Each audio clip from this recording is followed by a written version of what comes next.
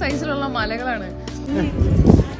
Kind of ഒരു view ആട്ടോ. പിന്നെ എന്ത് ഭംഗിയെന്ന് നോക്കിയാൽ ഉണ്ടാവുന്നതിന് മുന്നേ ഗ്രൂത്താസ് ചെയ്യാം. അപ്പൊ റെഡിയാണോ? ഹലോ അമിഗോസ്, അപ്പൊ നമ്മുടെ വ്ളോഗ് കണ്ടിന്യൂ ചെയ്യാം കേട്ടോ.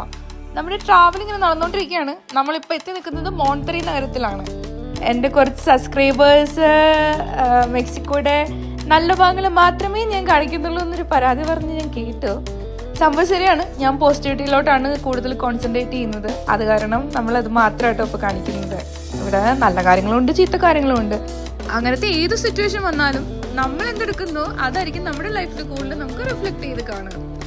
സോ ബാക്ക് ടു എൻ്റെ വ്ളോഗ്. അപ്പോൾ നമ്മൾ മോൺതെറിയിൽ നിന്ന് ഗ്രൂത്താസ് ദെ ഗാർസിയ എന്ന് പറയുന്ന ഒരു ഗുഹയിലോട്ടാണ് പോകുന്നത്. വളരെയധികം പ്രത്യേകത നിറഞ്ഞൊരു ഗുഹയാണ്. അത് ഞാൻ നിങ്ങളോട് വഴിയേ പറയാം.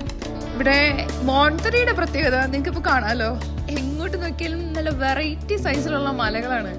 ഒരു മല ഇറങ്ങുന്നു, ആ മല കയറുന്നു, പിന്നെ ഒരു താഴ്വാരെ കൂടെ കുറെ യാത്ര ചെയ്യുന്നു, പിന്നെ അടുത്ത മല കയറുന്നു. ഇങ്ങനെയായിരുന്നു നമ്മുടെ ട്രാവല് ഫുള്ള്. ലൈക്ക് മലകളാൽ ചുറ്റപ്പെട്ട നഗരം. സന്തോഷ് ജോർജ് കുളങ്ങരയൊക്കെ പറയുന്ന പോലെ മലകളാൽ ചുറ്റപ്പെട്ട നഗരം തന്നെയായിരുന്നു കേട്ടോ. മോൺതെറിയിലെ വൺ ഓഫ് ദി പ്രധാനപ്പെട്ട വിനോദസഞ്ചാര കേന്ദ്രത്തിൽ ഒന്നെന്നറിയപ്പെടുന്ന സ്ഥലമാണിത്. പക്ഷെ ഇവിടെ വന്നപ്പോൾ എനിക്ക് കൈൻഡ് ഓഫ് നമ്മുടെ ഒരു മണാലി വൈബ് അടിച്ചു. നോർത്ത് ഇന്ത്യ പോയ ഫീൽ അടിച്ചു. കാരണം അത്ര നീറ്റായിട്ട് എനിക്ക് ഫീൽ ചെയ്തില്ല. മെക്സിക്കോയുടെ ഞങ്ങൾ താമസിക്കുന്ന സ്ഥലമൊക്കെ അത്യാവശ്യം നല്ല നീറ്റാണ്. ബോബിനെന്താ പറയാനുള്ളത്?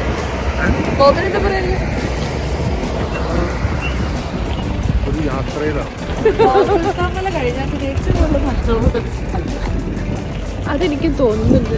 കറുപ്പ് ഇവിടെ വല്ലതും വന്നാണോ കുരിശ് തറച്ചതെന്ന് എനിക്ക് നല്ല ഡൗട്ടുണ്ട്. എങ്ങോട്ട് നോക്കിയാലും മല മാത്രമുള്ളൊരു സ്ഥലമാണ്.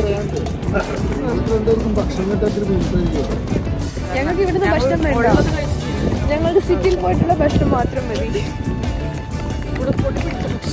വരുന്ന വഴിക്ക് ഒരു ആടിനെ മൃഗീയമായി കൊന്നിട്ട് റോഡിലേക്ക് വലിച്ചെറിയുന്ന കാഴ്ചകൾ നിങ്ങൾക്ക് മാറ്റിടാവുന്നതിന് പറ്റിയത് കാണിച്ചു. ചിലവരതും എടുക്കും. സോ ഞാൻ നേരത്തെ പറഞ്ഞ ഗുഹയിലോട്ട് അങ്ങനെ വെറുതെ ഇങ്ങനെ പോകാൻ പറ്റത്തില്ല.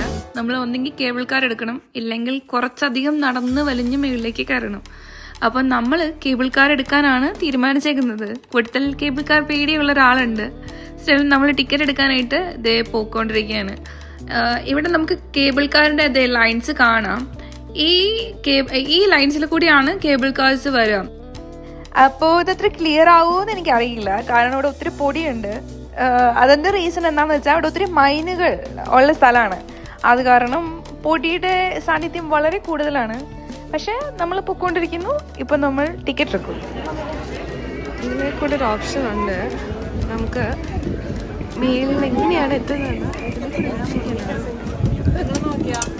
നമ്മൾ നോക്കാൻ പോവാം. നമ്മൾ ടെലിസ്കോപ്പ് നോക്കാൻ പോവാം. Amrita is ready.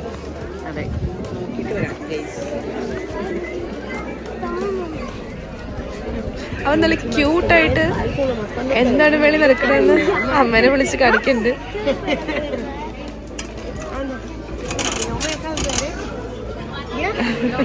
ഇവിടെ ഇൻഫൻസിന്റെ പാർക്ക് ഉണ്ട്. പാർക്ക് കാണിച്ചെടുക്കാൻ ഞാനും അമൃതയും പോവാ. Snacks area, washroom. അതെ, ഇവർക്കൂടെ ഒരു ആപ്പ് ഉണ്ടെന്ന് തോന്നുന്നു. റെസ്റ്റോറൻറ്റ്സ് ഒക്കെ അവൈലബിൾ ആണ്.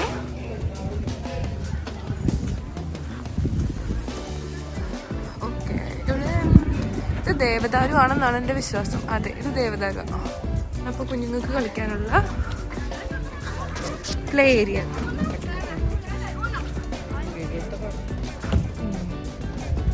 ഇവിടെ ഫോഴ്സ് ഉണ്ട്, അറിയില്ല. കണ്ടോ, വെറുതെ സേഫ്റ്റി കൺസേൺസ് ഉണ്ടോ നമുക്കറിയില്ല. കൗണ്ടറിൽ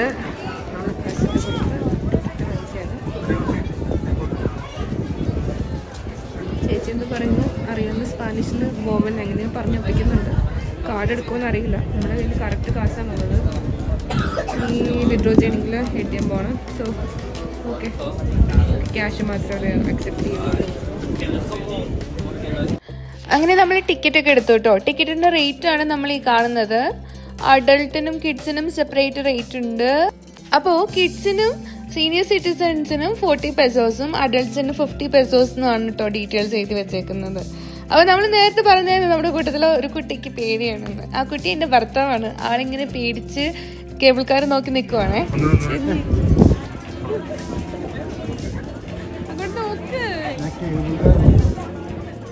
കേബിൾ കാറിൽ കയറൂല. ഇവിടെ 2 ഓപ്ഷൻസ് ഉണ്ട് നമുക്ക്. വാക്കിംഗ് റെയിലും ഉണ്ട്, കേബിൾ കാർ എടുത്ത് നമുക്ക് മേളിൽ പോവാം. ഇതൊരു ആക്ച്വലി കുറച്ച് ഫോർമേഷൻസ് ഒക്കെ ഉള്ളൊരു ഗുഹയാണ്. പോയി കണ്ടു നോക്കാം എന്താണ്. നല്ല ഹൈറ്റ് ഉണ്ട്. ഹൈറ്റ് പേടിയുള്ളവർക്ക് കുറച്ച് ബുദ്ധിമുട്ടായിരിക്കും.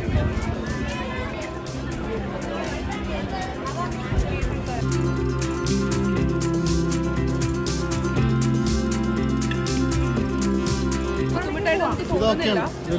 കൈൻഡ് ഓഫ് ഓക്കെ ആയിട്ടാണ് എനിക്ക് ഫീൽ ചെയ്യുന്നത്. നമ്മൾ കൊരഹാത്ത എന്ന് പറഞ്ഞ സ്ഥലത്ത് നേരത്തെ പോയിട്ടുണ്ടായിരുന്നു. അവിടുത്തെ റൈഡും സ്റ്റീപ്പായിരുന്നു. ഇത് സ്റ്റീപ്പല്ല, സ്ലോയും ആണ്. സോ നമുക്കൊന്ന് ട്രൈ ചെയ്ത് നോക്കാം. ബോബിത് അപ്പൊ റെഡിയാണോ?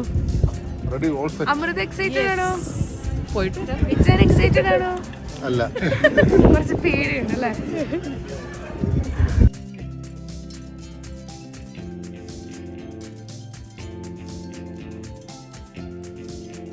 ഞാൻ നേരത്തെ പറഞ്ഞില്ലേ ഈ ഏരിയ ഫുള്ള് മൈനുകളുള്ള ഏരിയ ആണ്. അപ്പോൾ നമ്മൾ സക്കാത്ത് കാസിൽ നിന്നാണ് വന്നതെന്നൊക്കെ പറഞ്ഞില്ലേ.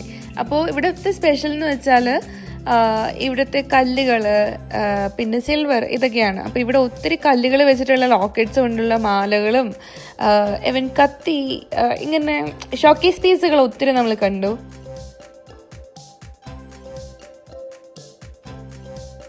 എന്ത് ഭംഗിയാന്ന് നോക്കി ആ കല്ലൊക്കെ കാണാനായിട്ട്.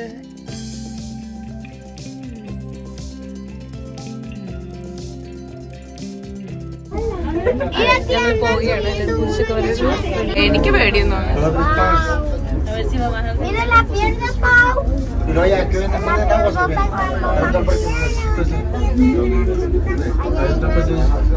ഇവിടുത്തെ ഒരു ജനസമൂഹമുണ്ട്. 45 പീപ്പിൾ.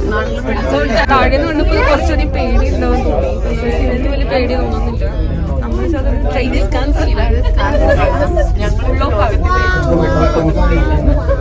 നമ്മളൊരു പൊടിപൊടിയാണ് കീറുന്നത്.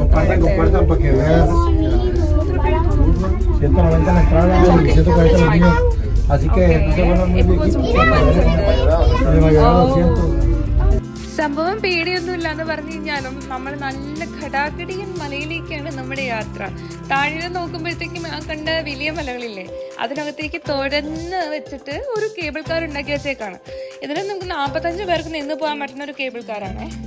അപ്പോൾ ഇതിനകത്ത് കുഞ്ഞുങ്ങളും കുറേ ആൾക്കാരുണ്ടായിരുന്നു. നമ്മളെല്ലാവരും ഇങ്ങനെ നിന്നുകൊണ്ടായിരുന്നു കേട്ടോ പൊക്കോണ്ടിരുന്നത്. നമ്മുടെ ചുറ്റുമുള്ള ഈ മലയിടുക്കുകളും പർവ്വതങ്ങളും പച്ച വിരിച്ചേക്കുന്ന മരങ്ങളും ഒക്കെ ഒത്തിരി ഭംഗിയുണ്ടായിരുന്നു കേട്ടോ. നമ്മളിത് കുറച്ച് സ്പീഡിലാണ് വിഷ്വൽസ് കാണിക്കുന്നത്. ഒരു 4.5x നല്ല സ്ലോ ആയിട്ടായിരുന്നു നമ്മൾ പൊക്കോണ്ടിരുന്നത്. അപ്പം നമ്മളിതേ മേളിലെത്തി. ഈ കാണുന്ന സ്റ്റെപ്പ് കണ്ടോ നിങ്ങൾ? ഇതാണ് നമ്മളിപ്പോൾ നടന്നു വരുവാണെങ്കിൽ ഈ സ്റ്റെപ്പിൽ കൂടി ആയിരുന്നു കയറി വരുന്നത്. എന്നാലും കേബിൾ കാർ റൈഡ് എടുത്തത് എന്തുകൊണ്ട് നന്നായി എൻ്റെ ഭർത്താവ് ലാസ്റ്റ് പറഞ്ഞു. കാരണം ഇല്ലെങ്കിൽ ഇത്ര ഹൈറ്റിൽ നമ്മൾ കയറി വരേണ്ടി വന്നേനെ. അപ്പോൾ പിന്നെ ദേ നിങ്ങൾ കാണണില്ലേ ആ ഓപ്പോസിറ്റുള്ള മലകളുടെയൊക്കെ സ്ട്രക്ചർ ഓൾമോസ്റ്റ് ലേ ലഡാക്കൊക്കെ പോകുമ്പോൾ നമ്മൾ കാണില്ല, അതുപോലത്തെ കൈൻഡ് ഓഫ് ഒരു വ്യൂ ആട്ടോ. പിന്നെ താഴെ നമ്മൾ കാറ് പാർക്ക് ചെയ്തേക്കണത് കണ്ടോ? എത്ര കുഞ്ഞായിട്ട് കാറിൻ്റെയൊക്കെ കാണണേ. നമ്മൾ അത്ര ഹൈറ്റിലുള്ള മലയിലാണ്. ഇവിടെ നോക്കുമ്പോൾ കുറച്ച് പേടിയാവുന്നുണ്ട്. അപ്പം നമ്മുടെ ഗുഹയുടെ കഥ പറയാൻ ടൈം ആയിട്ടോ. നമ്മുടെ ഗുഹയുടെ പേര് ഗ്രൂത്താസ് ദേ കാസിയ. നിങ്ങൾ തമിഴിൽ കണ്ടിട്ടുണ്ടാവും. നമ്മുടെ മോണ്ടറി നഗരത്തിൽ നിന്ന് ഒരു 30 കിലോമീറ്റർ മാറി കുറച്ച് വിദൂര പ്രദേശത്താണ് കേട്ടോ ഈ ഗുഹ സ്ഥിതി ചെയ്യുന്നത്. ഇതിന്റെ പ്രത്യേകത എന്താന്ന് വെച്ചാൽ ഒരു 50-60 മില്യൺ വർഷങ്ങൾക്ക് മുൻപ്, അതായത് നമ്മുടെ പ്രീ ഹിസ്പാനിക് യുഗത്തിനൊക്കെ മുൻപ്, നമ്മുടെ ഡിനോസർ ഒക്കെ ഉണ്ടാവുന്നതിന് മുന്നേ വെള്ളത്തിനടിയിലായിരുന്നു. വെറും വെള്ളമല്ല, സമുദ്രത്തിനടിയിലായിരുന്നു. അത് കാരണം സമുദ്രത്തിലെ ജീവികളുടെ ഫോസിൽസ്, പിന്നെ സീ സ്നെയിൽ, ഇങ്ങനത്തെ ജീവികളുടെയൊക്കെ അവശിഷ്ടങ്ങൾ നമുക്ക് ഭിത്തിയിൽ, ഈ പാറയുടെ ഭിത്തികളിലൊക്കെ നമുക്ക് കാണാൻ പറ്റും. കണ്ടോ, നമ്മുടെ ഈ ഗുഹയ്ക്ക് വലിയൊരു വാതിലൊക്കെ ഉണ്ട് കേട്ടോ. നമ്മൾ ഗ്രൂത്താസ് ദേ കാസിയയിൽ ഈ വാതിലിൻ്റെ അകത്തൂടെ കയറുന്നു. പിന്നെ ഇവിടുത്തെ ടൂറിസം ഡിപ്പാർട്ട്മെന്റ് എന്താ ചെയ്തേക്കണെന്ന് നോക്കിയേ, ഇവിടെയൊക്കെ സ്റ്റേയേഴ്സ് വെച്ചിട്ട് എൻ്റെ ഗുഹ ടൂർ അവർ അവൈലബിൾ ആക്കിയിട്ടുണ്ട്. സോ ഒരു ഗൈഡ് ഉണ്ട് നമുക്ക് ഇതിനെപ്പറ്റി എക്സ്പ്ലെയിൻ ചെയ്ത് തരാൻ.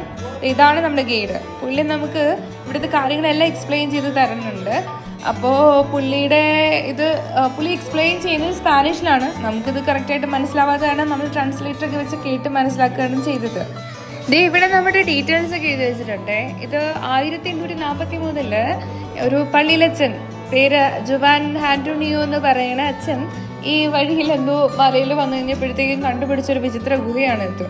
അപ്പോൾ വാട്ടർ മോളിക്യൂള് ചാർജ് വിത്ത് കാൽസ്യം കാർബണേറ്റ് അങ്ങനെ ഉണ്ടായ രാസപ്രവർത്തനത്തിന് ഫലമായിട്ടാണ് ഇവിടുത്തെ ഡെപ്പോസിറ്റ്സ്, സെഡിമെന്റ്സ് ഒക്കെ ഈ രൂപത്തിലായത്. ഇത് ഒരു സെഞ്ചുറിയിൽ എന്തോ 12 ഇഞ്ചാണ് ഇത് മാക്സിമം വളരുന്നത്. അതായത് ഇതിപ്പോഴും ഗ്രോത്ത് ഉണ്ട്. ഈ ഗുഹയുടെ ഓരോ ഫോർമേഷൻസ് നമ്മൾ കാണുന്നതിനെല്ലാം ഗ്രോത്ത് ഉണ്ട്. അത് അത്ര ചെറിയ ഒരു സെഞ്ചുറിയിലാണെന്ന് ഓർക്കണം ഇത്ര ഒരു ഗ്രോത്ത് ഉണ്ടാകുന്നത്. സോ ഇതൊരു കൈൻഡ് ഓഫ് എനിക്കൊരു നാച്ചുറൽ വണ്ടർ ആയിട്ട് ഫീൽ ചെയ്തു കേട്ടോ ശരിക്കും.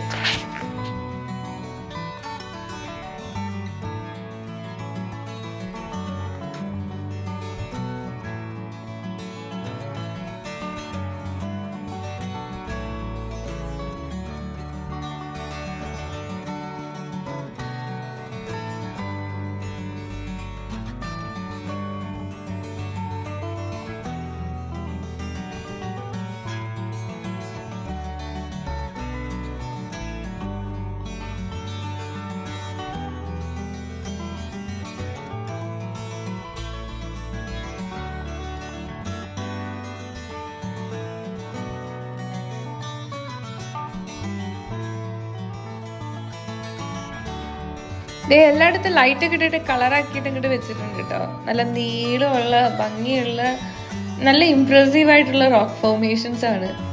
ഇപ്പം നിങ്ങൾ ഈ കാണുന്ന പോലെ 105 മീറ്റർ തൊട്ട് 300 മീറ്റർ വരെയുള്ള റോക്ക് ഫോർമേഷൻസ് ആണ്. അത്രയും ലെങ്ത് ഉള്ള റോക്ക് ഫോർമേഷൻസ് ആണ്. ഇത് 2 ചേംബറായിട്ട് ഇവർ ഡിവൈഡ് ചെയ്തിട്ടുണ്ട്. സോ ഇവിടുത്തെ ഫോർമേഷൻസ് കണ്ടോ, നല്ല വെള്ളത്തുള്ളികൾ വീഴുന്ന പോലെ തന്നെയാണ് കേട്ടോ എനിക്ക് ഫീൽ ചെയ്തിരുന്നത്. പിന്നെ ഓരോ ഫോർമേഷൻസിനും ഇവർ ഓരോ പേരുകൾ കൊടുത്തിട്ടുണ്ട്. ഓരോയിടത്തും അതിനെ പറ്റിയിട്ട് അവർ എഴുതിയും വെച്ചിട്ടുണ്ട്.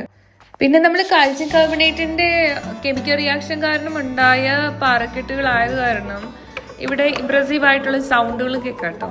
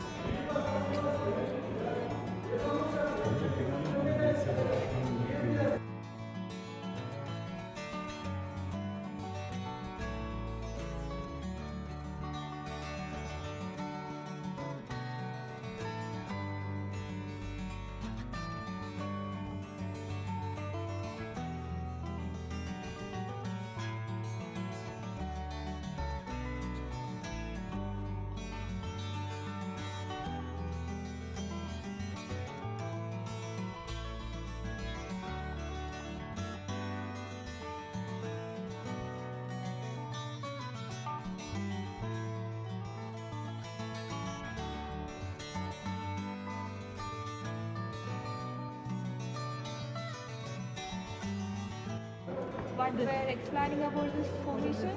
The formation? Yeah. They say, I don't know if you read that. Did you read that sentence upstairs at the very bottom? It's the ligmites. And I guess they're saying that these caves are like 60 million years old. Okay. And it grows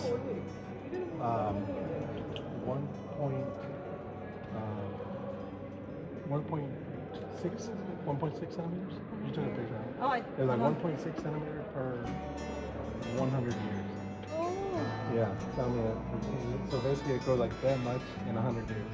You know, so yeah. അപ്പോൾ നമ്മുടെ ഗ്രൂത്താസ് ദെ ഗാസിയയിലെ exploration ഒക്കെ കഴിഞ്ഞു. നമ്മൾ തിരിച്ചിത് പോയിക്കൊണ്ടിരിക്കുകയാണ്. അപ്പോൾ cable കാറിൽ കയറി നമ്മളിതേ താഴത്തേക്ക് ഇപ്പോൾ എത്തും. അപ്പോൾ നമ്മുടെ വ്ളോഗ് ഇത്രയേ ഉള്ളൂ. അപ്പോൾ കണ്ട എല്ലാവർക്കും thank you so much and keep supporting. അപ്പോൾ എല്ലാവർക്കും ബൈ ബൈ. അടുത്ത വീഡിയോയിൽ കാണുന്നവർ അഡിയോസ് അമിഗോസ്. Bye bye.